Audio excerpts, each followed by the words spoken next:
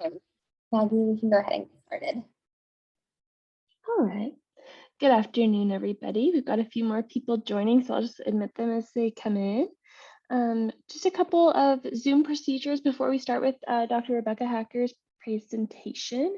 We ask that everybody remain muted during the presentation, but you can leave your videos on. In terms of questions, you can either send them in the chat at any time and I'll pose them at the end of the talk, or you can unmute yourself at the end of the talk and ask your questions directly. You can find a complete schedule of this for this semester under the events tab on the KCART website. Our next talk is Dr. Jay Buzart from the Juniper Gardens Children's Project on November 11th, so in 2 weeks. Our speaker today is Dr. Rebecca Hacker. She earned her master's in 2016 and PhD in 2021 in special education from the University of Illinois Urbana-Champaign. She's currently a postdoctoral researcher at the Juniper Gardens Children's Project, working with Dr. Kathy Tiemanberg. She's studying how to increase the access and communication of individuals who have disabilities using augmentative and alternative communication. This year, Rebecca received the Marion Morse Woods Fellowship, the Gold Stick Fellowship, and the Robert Bruce Roynal Awards. Her recent publications include using stakeholders' voices to improve the development of socially valid interventions for students with complex communication needs, and supporting caregivers of children with communication delays through training and coaching, comparing in-person and telepractice delivery methods. Today, she'll be talking about her research focusing on supporting social communication of children with autism spectrum disorder and other developmental disorders who use augmentative and alternative communication through training and coaching, typically developing communication partners like teachers, parents, peers, and siblings. So Rebecca, whenever you're ready, go ahead and get started. Thanks so much for being here. Awesome. Thank you so much for having me. Thanks to everyone for joining. I just kind of like to start off by letting everyone know that from the south side of Chicago, I can sometimes talk way too fast. So don't hesitate to throw in the chat and just be like, slow down. I can tend to ramble. So today I'm joining to talk to you about my research, and it all is surrounding the social communication for children with ASD and then the roles of communication partners. And a lot of this work really stems from my background and then what I did throughout my PhD. So to kind of go through the agenda, first I'll talk a little bit about my background and kind of what brought me to this research interest in my line of work. And then I'll talk to you about my most recent study, which was my dissertation, which was an intervention study. And then a little bit translating that into where I'm headed now and some things that I have going on now, and then open it up for discussion. So diving right into my background, I'm from the state of Illinois. My undergrad, master's, and my PhD are all in special education. And I have taught a variety of grade levels. So I was a preschool teacher for the longest time. And then I also taught middle school and high school as well. Majority of the classrooms that I taught in were with kids with autism and other developmental disabilities. My master's is focused in special education around multiple disabilities. And then focusing on the PhD was also in special education, and really drew my interest towards social communication alongside caregiver coaching, also using a cascading model, so coaching the coaches. So for example, rather than just the researcher being the interventionist all the time, and then once we leave, where do we go and where do they go? But really looking at the coaches model, where we provide caregivers, teachers, parents, siblings, peers, resources, and then having them teach others and them implement it. I've had the opportunity to teach a variety of courses around AAC and literacy and supporting families, both for special education and early childhood special education as well. Some of the interesting projects that kind of have led me to my line of work is I had the opportunity to work on an app development for parents who have young children with communication delays.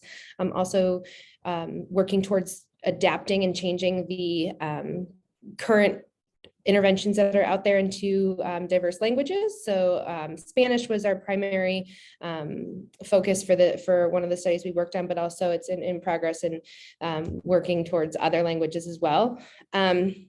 And really focusing on the stakeholder piece. So not only are we interested in supporting the child in their social communication, but also how can we support and build competent stakeholders that surround those individuals to provide language-rich environments and opportunities for further communication.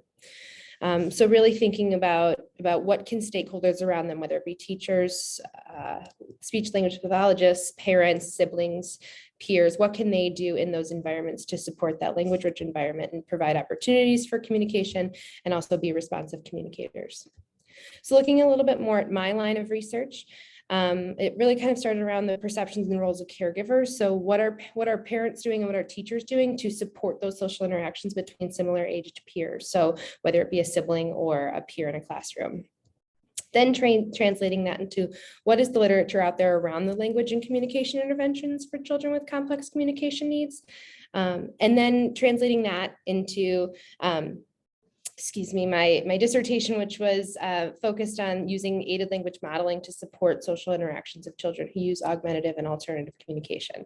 And I know that's a pretty loaded title, so I'll definitely delineate that a little bit in the next few slides. And then really going beyond that, and this is kind of where I'll end it today, but really talking about how we can support all typically developing communication partners and how they can support individuals with complex communication needs. So diving into the intervention study, that was my dissertation.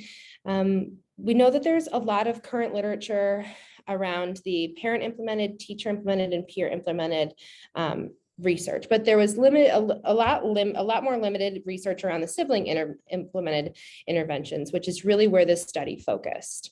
So the purpose of this study was to train and coach siblings to use the high fidelity use of the ALM strategy, so the aided language modeling strategy, to then see if there was an increase in interactions and communication. And again, the literature really shows that there's a lot of school-based implementation, interventions through teachers and through parents that really support the communication.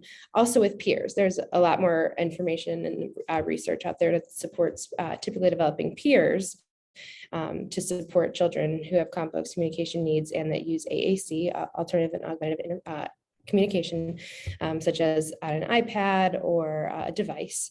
And this study really focused on supporting those family aspects when we think about family-centered practices, supporting siblings. So I started by training the sibling, then coaching the sibling to use use the ALM strategy to then see if there was an increase in interactions and communication. So looking at these research questions, really wanted to focus on if there was a functional relation between the training and coaching of the aided language modeling strategy via telepractice and the high fidelity rate at which typically developing siblings use that strategy with children with disabilities who use AAC. So what that looks like, and while I had hoped to in the beginning use aspects of telepractice throughout the dissertation, just to remain on the outside, really focusing on, rather than being intrusive as an interventionist, really looking at how we can support peer communicators in their natural environment without being too intrusive. Then COVID happened and everything became telepractice, which also, it was already semi in the plan to use telepractice, but then this pandemic really pushed it to be fully via telepractice. And what that looked like was everything was done via Zoom. All sessions were recorded, and the way that we had them set it up was I provided tripods and recording devices if they didn't have one, to record the sessions, and everything was live too. So what we did was I would meet with either the peer or both the sibling and the peer, and then everything would be done via telepractice, but in the family's home. And then the second question really focused on if there was a relation between the use of the ALM strategy by the typically developing siblings and if there was an increase in independent communication of the children with disabilities who used AAC. So we wanted to see that first question is if we could train and coach the sibling to use the ALM strategy with high fidelity, so use it correctly. And then we wanted to see, was there a change in the child's communication? So was there an increase in independent communication? Was there an increase in AAC use or vocalizations, verbalizations, all of the above? We really looked at a variety of their communication skills. And then we really wanted to know, was this meaningful? Was this an important intervention that made a difference to the family? So we wanted to look at the third question of what were the perspectives of caregivers, siblings, children, and other family members of the goals, procedures, and outcomes of the intervention. So really looking at that social validity piece to see, was this meaningful? How could we change it to then better support those in the future in their environment? So diving a little bit more into the method. And here, this is a big table, and I'll describe it. I know that the words are probably a bit small for you, but looking at that first question, we about the functional relation between the training and coaching on the ALM strategy via telepractice, and this data source that we used was observation. So again, we use Zoom, and we would the grad student that was helping me, we would observe baseline sessions where just siblings, the typically developing sibling and the child with communication needs were just observed playing an activity. And we also looked at the visual analysis. So we looked at the changes between phases, and then across the dyads. We also wanted to look at their implementation of the ALM strategy and the rate in which they were using it per minute. And then the second question was that relation between the use of the strategy. So if it was done correctly, was there an increase in the independent communication of the child who uses AAC? And this was also done through observations and observational coding. So looking at the sibling language models. So was it a choice? Was it a question? Was it a comment? Or was it a response? And then how did the child, did they independently communicate? And what did that look like? And then the data analysis for that, which we'll also go into, is looking at the siblings' rate and type of language model. So how often were they giving a communication model? And when we use the term model, for example, in this study, we're really talking about the language-rich environment aspect of a model. So not necessarily when we think about communication, it's not always a my turn, your turn, back and forth. It can be, and it leads to that. But also when we're thinking about young children and the development, we want to provide this environment where we're providing plenty of language opportunities, not necessarily always expecting a reply. Or if there's a comment, you might not always reply to a comment. So we weren't necessarily always looking for this language model to be a I say, you say. We wanted it to be a natural opportunity where if they commented, they didn't necessarily have to reply, but also by giving the choice, we were eliciting that reply. And so we also, not only did we want to look at the typically developing sibling rate and type of language model, we also were looking at the child's rate and type of communication mode. So what were they doing and how were they replying and how often were they replying? The third question around that perspective, they were interviews. So we did primary parent interviews, pre and post intervention, and then we did other family member interviews, so adults and siblings. We also did child interviews, just about their happiness with the project and if they would participate again. We used the social validity framework and assessed the goals, procedures, and outcomes. So diving a little bit more into the methods aspect. So we had recruitment and intake. We did flyer distributions, a Google screener, which was a follow-up of how many words they were using and how they were communicating. All of the children that were involved in the study who used AAC already had their own communication device. We didn't have to teach any communication devices. They all had one already. We wanted to include individuals who were not using it regularly. And a lot of the parents in the beginning just kind of said, oh, once they get home from school, it goes on the charger until the next day. And we thought this was a perfect opportunity to embed those uses in the home too. So we would send out flyers. We would have them follow up through a Google screener, which provided all their information, and kind of ask those initial questions to potentially guide them to see if they met the inclusion criteria or not. So once we had, there were 4 dyads included in the study. Once we had the 4 dyads, we started the pre-intervention measures. This included the assessments and procedures, assessments and measures such as interviews with the parent and the typically developing sibling. And also we did the communication matrix just to get a better understanding of where the child was currently communicating and then what goals we should have for them going forward. We also did the sibling relationship questionnaire. So this is where we asked the typically developing sibling and the parent about their their views toward their sibling or between the siblings. So the parent was more about between the siblings, and then the typically developing sibling asked questions between the siblings of how much are you on a scaled assessment, but do you get along? Do you play together? And then looking at that pre and post to determine if there was an increase in this in their relationships. Moving on to intervention. There was baseline. So baseline was just an observation. I would mute myself and turn my camera off so they didn't see me, and they were less distracted. And oftentimes it was just the parent using either an iPad or the computer screen and just propping it up with the screen off to keep it less distracted. The baseline was a 10-minute observation of the siblings interacting. Then there was 2 training sessions where only the typically developing child was present for. And we would go through the aided language modeling strategy and then the steps to that strategy. And then we would do that again, going a little bit more in detail and then role playing. And then as the sessions went on, then we were in intervention. And during the training sessions, there was no data collected, just the fidelity to ensure that the training was done correctly. And then during the coaching sessions is when we would meet for about 5 minutes, depending on the typically developing child's needs to go over the ALM strategy. We'd meet for about 5 minutes. We would go over the steps, ask them what activity they were going to do for the day. And then we would have a 10-minute uninterrupted observation again, screen off, muted. And then we would come back and reflect. How did it go? What do you think you did well on? What are some areas that were difficult for you? Give them some feedback and plan for the next session. This included the training PowerPoint, which was used for both of the trainings. We had a training fidelity, the training visual. This was brought out during the training sessions, but also in coaching if needed. By, I would say, about the 3rd or 4th coaching session, they weren't really needed anymore. They had it down. They were just practicing. And there was also a coaching guide and fidelity guide to guide both the graduate assistant and I when we were completing the coaching sessions. For the post-intervention methods, there was another parent and typically developing child interview. We did that the sibling relationship questionnaire alongside the interviews. This was embedded was the social validity, really asking about, did they see a change in the behavior? Did they see a change in their relationships? How do the procedures and the goals and the outcomes, how did they feel about those?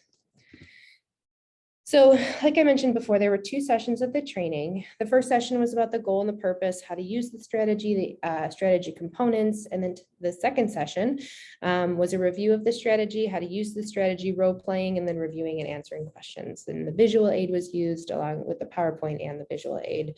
And then the coaching session. So the goal was that in order for them to then move on to maintenance, every session until high fidelity use of the strategy for at least 80% of opportunities for 3 consecutive sessions. So for example, if they use the strategy 10 times, they had to complete all 5 steps correctly for 8 out of 10 of those opportunities for 3 consecutive sessions to then move on. There was that pre-observation planning. What activity are you going to play with? What words can you use? The uninterrupted observation and the post-observation feedback and reflection form. So now going into the steps of the aided language modeling strategy, there were 5 steps. And the typically developing siblings, before we would start, we would initiate, what are you going to play with? And we had a list of preferences based on interviewing. So we had an idea. I would help the parent.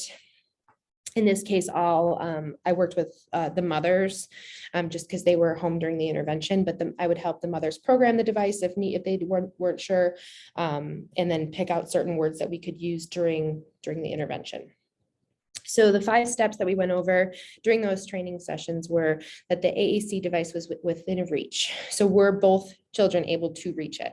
And for one of the dyads, they were busy, they were up and moving. And so it had to be accessible for both of them. While one child may not have been within reach of it, they weren't sitting to where it was kept from them. So if they were up and moving around, they were both able to access it. The second one was that the sibling provides a natural stimulus. So for example, if they were playing Legos, the child could say, do you want the blue Lego or the red Lego, and hit blue or red as they speak. So really pairing that B and C of the use of the SGD, so the use of that speech language device, and verbally state what they're hitting as well. So when they say blue, they touch blue. Or one child, when they say it's your turn, then they can hit your turn as well. Then looking at the the modeling with that sibling immediately. So using that voice, and then waiting. This was probably the hardest part of the intervention, was that waiting piece to see, will my brother, will my sister reply to me? So in order to get high fidelity, the sibling had to complete all 5 steps correctly. Everything was coded. There was no live coding. Some anecdotal notes were taken during coding just to provide some feedback during that post-observation, the post-observation meeting, but there was no live coding. This was all done after. And in order to get that full high fidelity, you had to get all 5 steps correctly. Therefore, then you'd have to get all of the steps correctly for 8 out of 10. For 80%, for example, 8 out of 10, they'd have to get 80% of the opportunities that they used with all of the steps correct. So they had to complete all 5 steps for 80% of the opportunities for 3 consecutive sessions to be able to move into maintenance. So now diving into the result section. And we had four participant dyads. 2 of the dyads came from the same family. So what you'll see here is we had 3 families. Our first family was Naomi and Michael.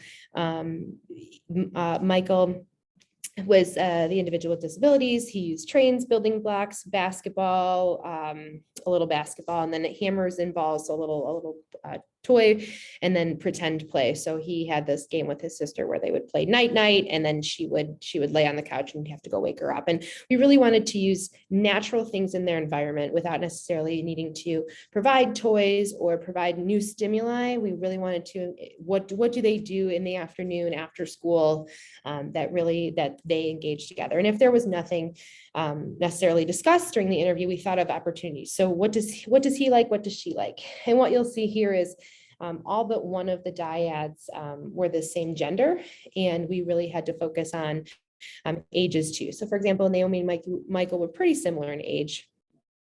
And then the second family, this was dyad 2A and 2B. Connor was the individual who used the SGD, speech generating device. They used a lot of similar activities between the two dyads.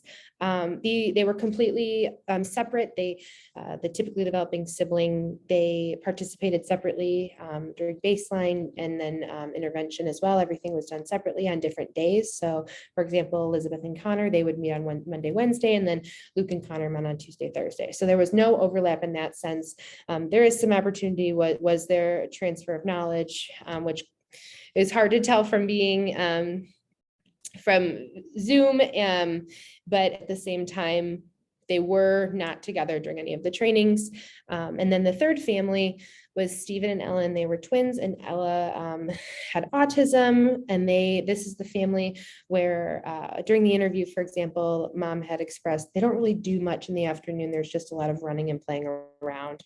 So this is the busy dyad. So we really tried to think about what could we do that kept them together and engaged on a similar activity. So at one point, I think they were playing tag, and we had the device nearby that was accessible to both of them. So I coached 2 of the dyads, and then the GRA coached the other. And then we'll kind of dive into the results a little bit. So the first dyad, Naomi and Michael, we got a stable baseline. And the interesting part was during baseline, we would meet via Zoom, and I would just say, okay, I'm going to watch you and your brother, or hey, Naomi and Michael, I'm going to watch you guys play for 10 minutes, see you in a few. It was no directions were given other than the AAC, the SGD, it had to be present. And what you'll see here throughout all of the dyads was that none of the there was zero high fidelity use of the ALM strategy. So on occasion, as many of the participants called it, the talker, the SGD, it was close, so it was nearby, but it was always propped on one side. So it was always propped on the child with disabilities side rather than potentially propped in the middle, so they could both communicate with it. The typically developing sibling never gave a model while pairing it with the device, any of them. But we can see here that we have the stable baseline. And then there was so after 5 stable baseline points, we moved to the intervention. So that double line there is just the intervention. It was given on 2 consecutive days, whether it was a Friday and a Monday, a Tuesday and a Thursday. It was just 2 consecutive days. The schedule stayed the same. We met every other day, and the intervention was delivered. So looking at this first dyad, we had the intervention, and what you'll see is the model rate is the bar graph. So this is how many times they used it per session. So for example, that first session, you'll see that Naomi used it, and it's fairly small, but she used it about 2.6 times per minute. And her fidelity use was 65%. So she started using it really, really well. And then the second one, the second intervention date, we reviewed and we talked about how she can use it, what steps she was missing through that first intervention date. And then she used it 0.9. Her rate was 0.9, so she was using it about once per minute, but she was only using it about 40%, 40% high fidelity. So then as you see, it starts to increase, and that trend is an increasing line. And then the last 3 was decreasing, but they were still all above 80% high fidelity, and they were in the range of about one per minute. So then we moved on to our second participant dyad. In this, we continued to have a stable baseline. There was never any high fidelity use of the ALM strategy. So considering there was still that stable baseline, we then moved on to the training. So that training again is that double line. And we see that in the beginning, there was an increasing trend. Again, this one was stable and then decreased, but also above that 80% as well.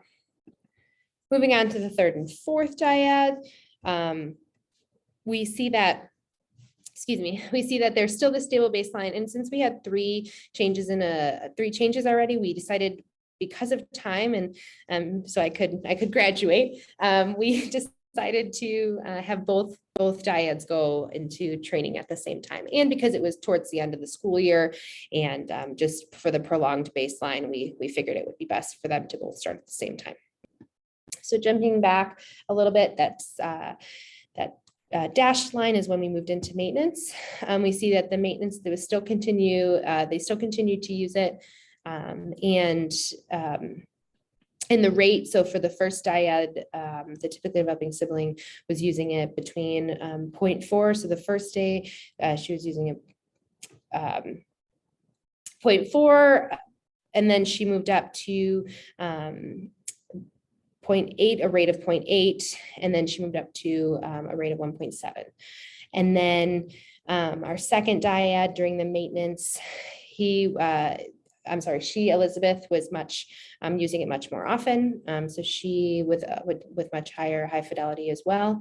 So she was at 70% high fidelity for the first maintenance session, and then she moved up to 92 and then 88, and she was using it much more often as well.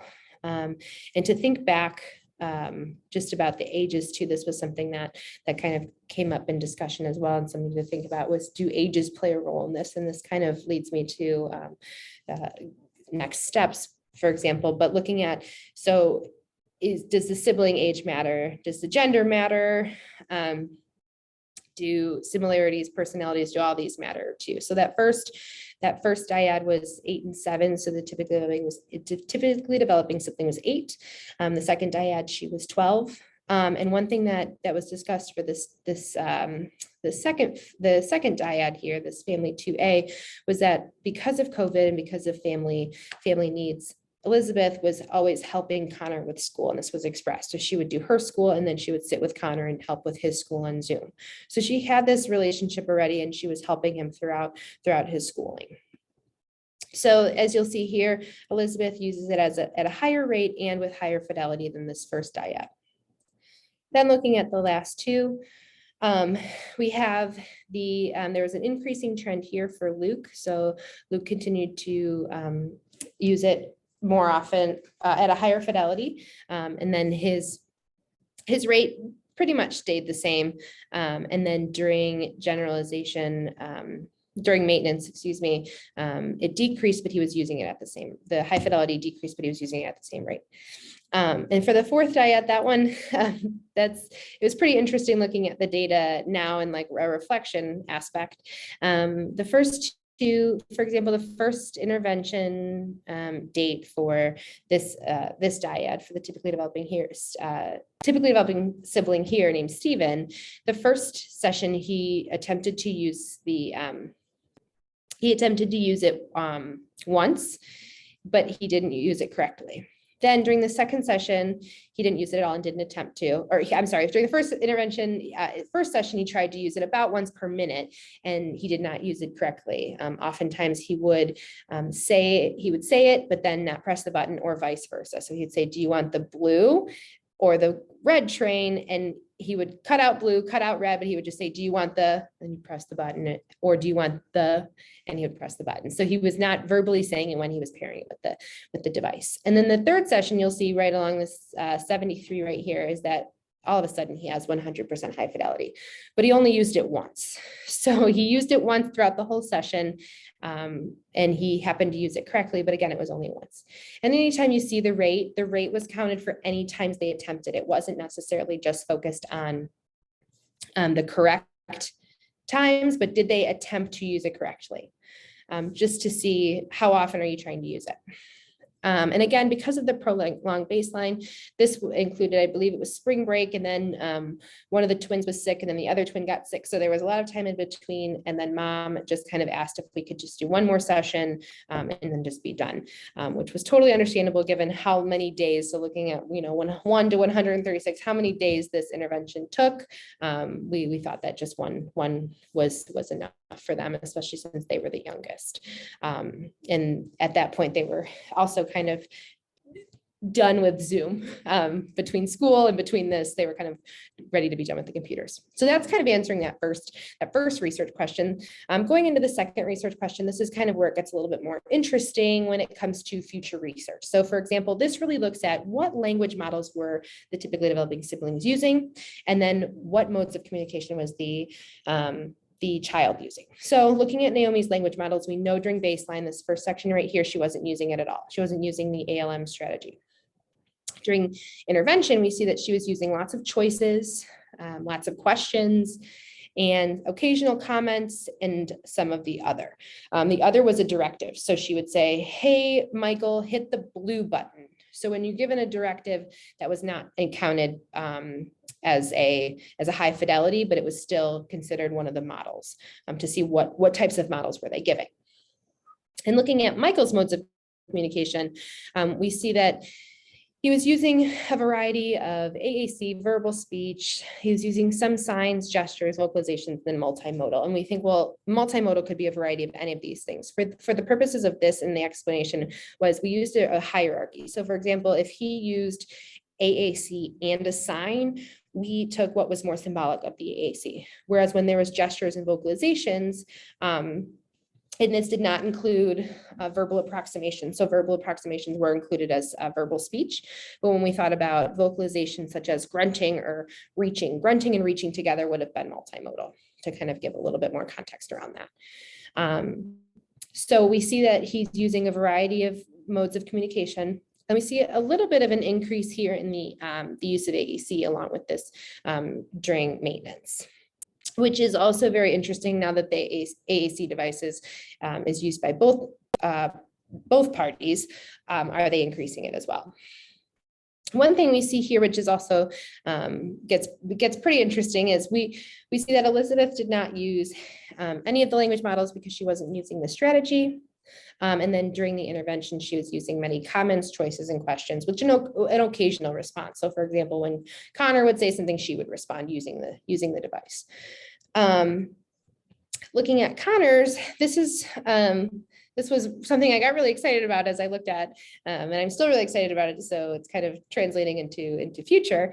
But we see that here he was using some vocalizations and gestures and multimodal. And then as soon as the intervention started, he immediately started using his AAC, his SGD AAC more often. So he was immediately starting to reply to her using it, initiate, answer her questions. So if she gave him a choice, he would respond with that.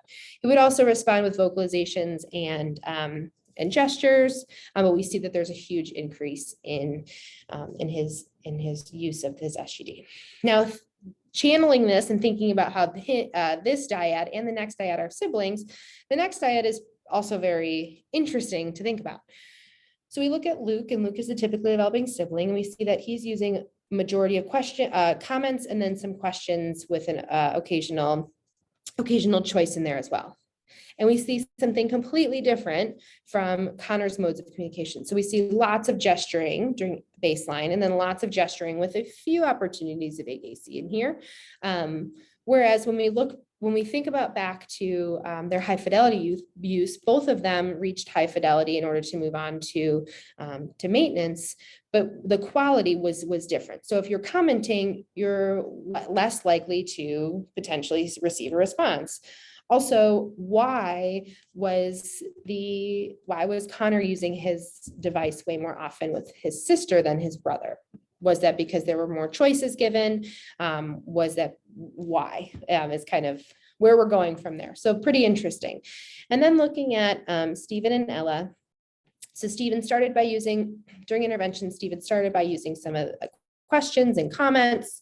But then he went the rest of the intervention using comments, and looking back / looking forward, it's kind of that opportunity of maybe during coaching, really focusing on, rather than are they doing it correctly, what are they using? Is it comments? Is it questions? Is it choices? And how do we make that a variety to see, does that change the modes of communication and how in the rate of their communication? We also see that Ella's modes of communication, there are a variety, and they didn't necessarily increase too much. They did in the beginning, and then it was pretty stable, that she wasn't communicating, her rate wasn't communicating that much more. So kind of that was to answer our second question. And then our third question was really around the social validity.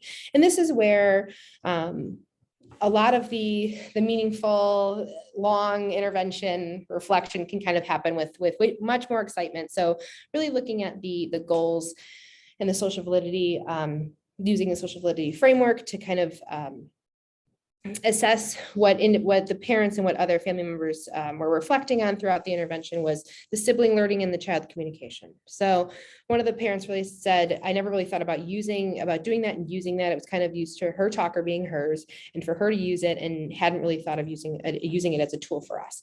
And we really thought about how important it is that if we're all communicating verbally, but there's a child who's not communicating verbally, how can we support their communication? And that would be to use their language, their mode of communication, which happened to be this AAC device.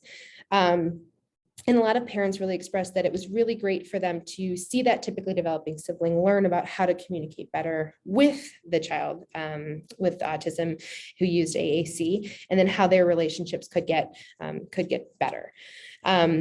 Looking at the procedures, the coaching experience, this quote was reflective of there were a lot of positive things to say about both of the coaches, but that we really met the needs that they had, and then answering their questions, also meeting the goals that they had for themselves as well.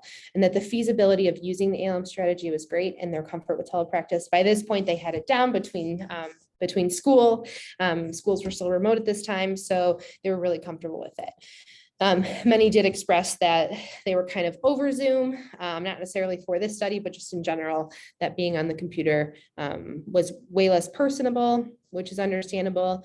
And they thought that it would potentially be different if there was no school Zoom, and then just this was Zoom, it would be a little bit easier, which again, understandable. And then looking at the outcomes, this is something that really affected many of the individuals' families, or the dyad's families. And for that, the family number 2 that had Elizabeth and Connor and Luke and Connor, they had any individual that was living in the home full time was interviewed. So this included parents and grandparents, and then an older sibling. Connor and Luke didn't necessarily have a great relationship in the beginning. They kind of did their own thing.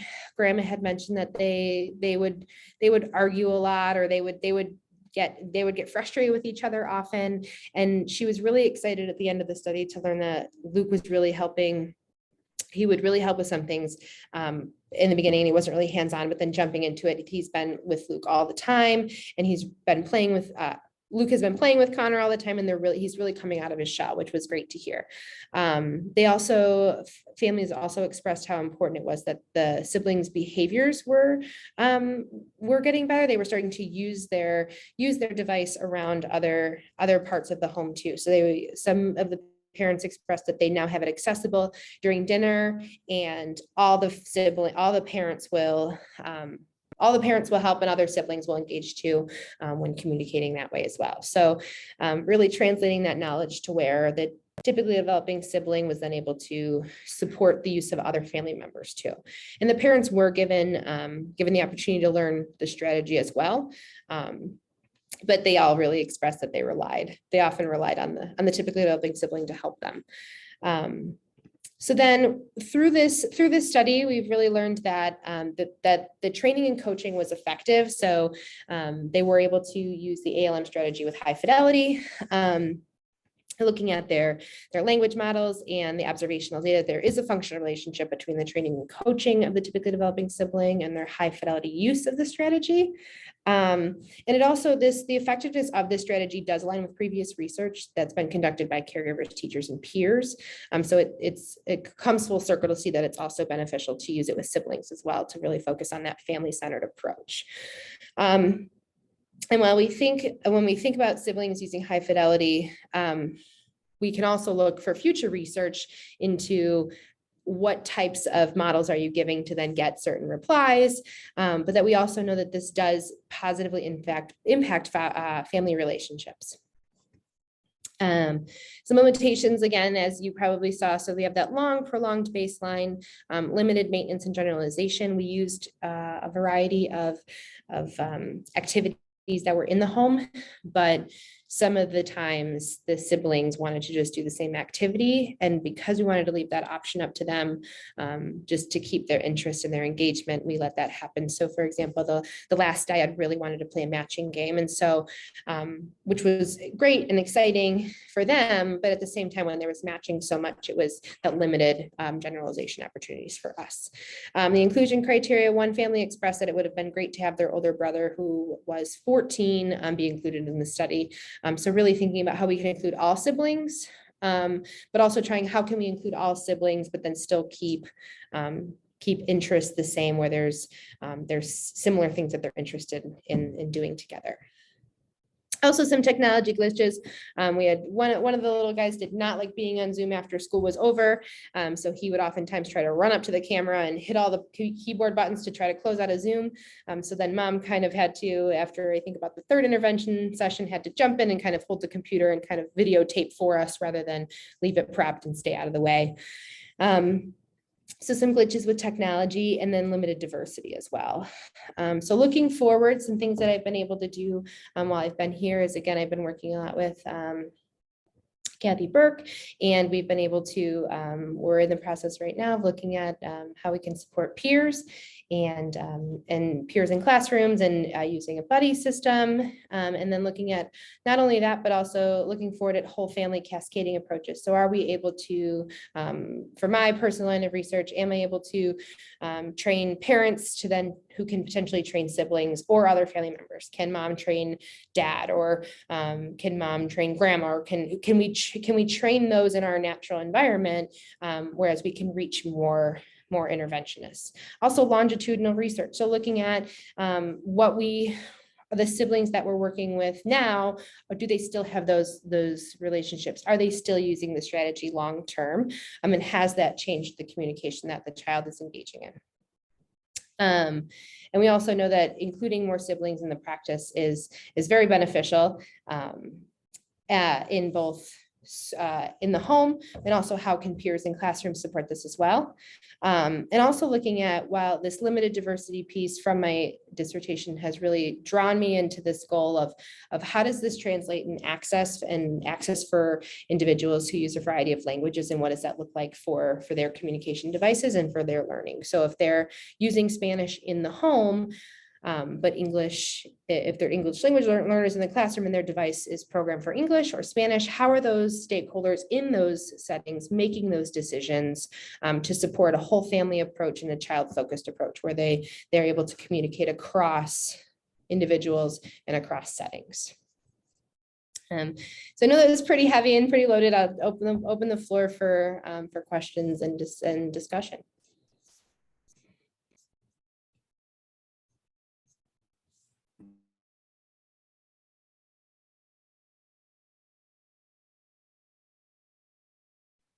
I haven't gotten any questions in the chat, but feel free to shoot me a chat if you want to ask a question through me, or you can just unmute yourself and ask yourself.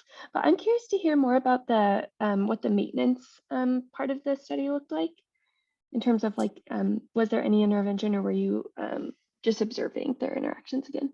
Sure. So maintenance was identical to baseline. So we started the session. I said, okay, I'm just going to watch you and your brother, you and your sister, or I'll just watch you two play for 10 minutes. And then the camera was off and I muted myself, or the GRA muted herself too.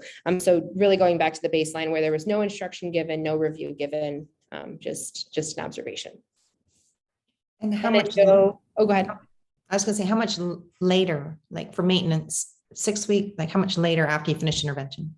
So it was around, so the first dyad was 2 weeks, and then it was every 2 weeks. And then the last dyad, I believe it was 4.5 weeks between intervention and then maintenance. So a range of that, it really depended on schedules too with the families.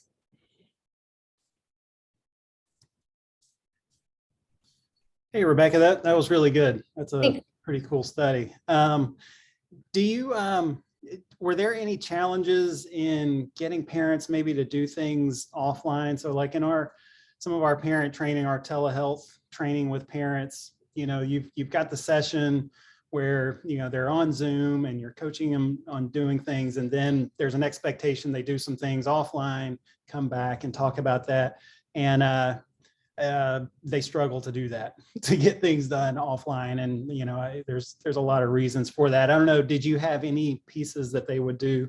Maybe you mentioned it and I missed it, but. No, so I didn't mention it, actually. That's a really good point. So from the beginning, the parents were only used for organizing and scheduling purposes. So help them set it up. It was really typically developing child focused at that point. So when we would meet with them, we'd meet with them on a Tuesday, and then Thursday we'd check in and say, what have you done? Have you tried it? And many times it was, no, I haven't had a chance. Yeah. And it was us trying to encourage, a 9, 10, and 11-year-old to say, okay, we'll give it a try tonight at dinner. And then the parents were really excited to see that outcome, and so couple of the families asked to see some video after the intervention was over, just of the interactions, and they were so excited, and they're like, I had no idea that Connor could tell me what color he wanted. And then getting emails later that were more like, we tried it at dinner and he told me what he wanted to eat. So kind of things like that, cool. Which was great. Yeah. So I think really convincing them that, like, look what can happen, really drew them in. And then that's when the conversation really started about, okay, I want to learn this too. How can I do this? Because in the beginning it was, how much time is this going to take up from me? And what do you need from me? And we really just wanted to be like, if you can just set up Zoom and make sure that the behaviors are maintained, that's all we really want. So really kind of taking the burden off the parents for a few minutes to then really support the siblings. Good. Thanks. Yeah. Dr. Hager, go ahead, Kathy. Go ahead, Walker. I was just I really appreciated the talk. I imagine, like others, I'm thinking of specific families as you're talking about it, with siblings who could do this type of intervention. You hinted a bit at this at the end, thinking that maybe the differences in interests could make it more difficult for them to have the interactions, but with like substantially older siblings, I'm thinking of a family I have where the brother is 17 and then the younger sister with ASD is, I think 6. What do you anticipate that does for fidelity and then for treatment gains? Sure. So to kind of keep it similar across siblings, we really looked at opportunities for play or for structured activities such as that. So when I think about, because I'm channeling the same thing you are, how can we include a variety of siblings? We know all siblings aren't within 2 years apart from each other, or 3 years. So really thinking about natural opportunities where these siblings are together, such as dinner, or around the table with family, or, getting ready in the morning. So how can we embed these into natural opportunities where a 17-year-old could talk to a 6-year-old or vice versa? Or if the 17-year-old is helping with homework, for example, how can we incorporate that in there as well? So any opportunity that's natural for them. It's not necessarily always going to be, let's sit down and play for 15 minutes, because the teenager's not really going to be interested in that, I'm sure. So thinking outside of that, families potentially can eat dinner together. So that's a great way to start. And then seeing that change or seeing that engagement could lead to more opportunities as well. Appreciate it. A question. That was a great talk. It's always kind of engage in something that's very different from what you think about in your normal day to day.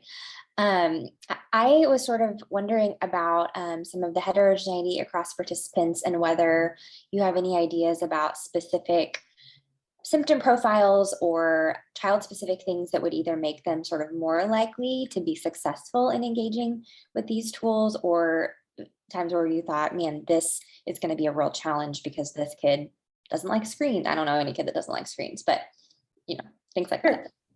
Yeah, so I think that's kind of where my head is kind of really focused right now, is how do we pick the peers that we do, and how can we really focus on things that the siblings are both interested in. So for example, I'll go back, so I just have a frame of reference for you to see too, but looking at the dyads, my initial go-to was that Luke and Connor were immediately going to be, it was great. They're within 2 years apart. They're both boys. They're going to hit it off. And starting in the beginning, they had probably the least engaged relationship.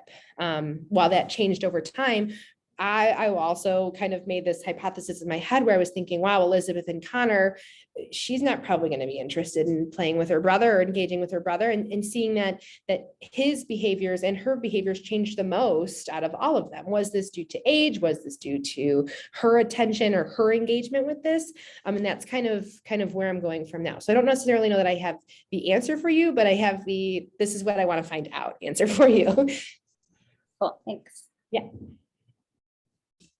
So I have a question, Rebecca, about the outcomes. And I believe you said you were looking at the aided language modeling, how the partners were trained to that. But what about, when you say you had a relationship outcome or something about how you asked them about the relationship, what were the outcomes for that one? Yeah, so sorry. No, so I didn't go into too much detail about it, just because of the short time between pre and post. There wasn't too much change, but it was around sibling rivalry. What were the other ones? Can't remember the other exact. Let me see if it's on here. But it was really around their engagement with each other, and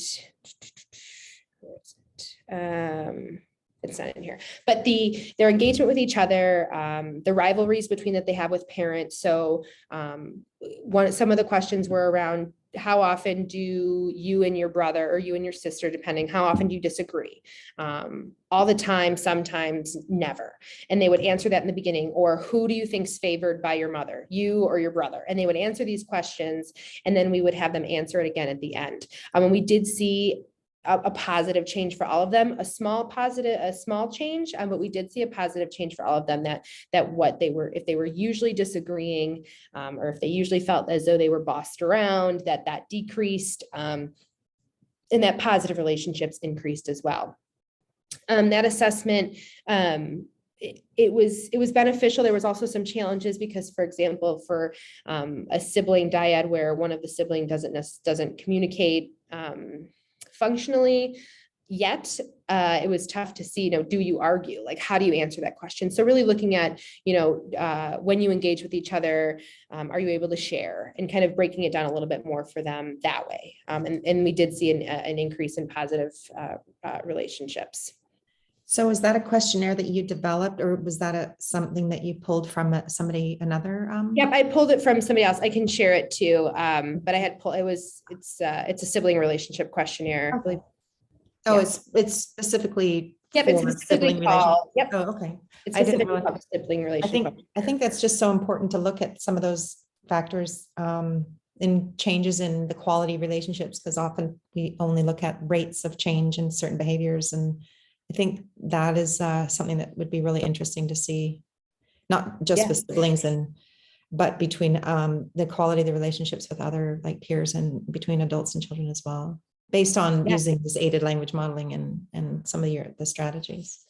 And it was interesting too, because the sibling questionnaire was not only given to the typically developing sibling, but it was also given to the parent asking the same question. So do you see them interacting with each other positively? Do you see them arguing? Who do you think is treated better by you? Who do you better is treated by the other parent, if applicable? And they would have to answer those questions just based on their observations. So then also looking at that comparison too of the sibling sees that I don't get along with my brother, but my mom thinks we do, kind of a thing. So there was those findings as well. And the reason I didn't include it today, just because given that it was only a few months study, was there enough change to make it meaningful and to dive into it? I didn't include it, but it is interesting to look at for a little bit longer term studies. Thanks. I was just curious about that. Sure.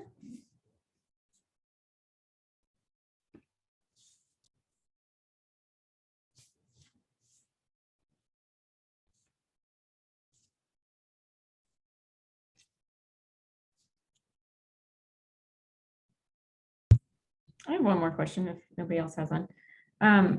Did you make an effort to kind of match your ASD participants on language ability before they started the study? Like, were there any exclusionary criteria for like no word use or no verbal skills or minimal verbal skills or fluent? Sure. Yeah, so there were a couple families that filled out the screener they wanted to see increased sibling relationships and more play between them, but that they were already functionally communicating using their talker, and that was not necessarily what we were looking for. We really wanted to focus on how can the typically developing sibling teach that communication and support that communication growth. So we wanted them to be intentional, early intentional communicators. So are they starting to use vocalizations or verbal speech? So I believe the most language that was used, the most verbal speech that was used by our most talkative child with ASD was still less than 20 functional words. And while some said that in the beginning, they said, oh, they use their talker all the time, but at school. So it was interesting to see, okay, well, let's use it at home. Are they actually using it? And in the beginning, the answer, at least what we observed, was no. So focusing on less than 20 words, functional words, instead of echolalia. For example, the last dyad, she engaged in a lot of delayed echolalia, which was pretty interesting to kind of navigate for coding purposes of is she referring to this now or earlier? So there were those chats with the mom of what was she talking about here? And she's like, oh, we did that yesterday. So those discussions were important too. So we really looked at that functional communication piece. All right, thank you. Mm-hmm.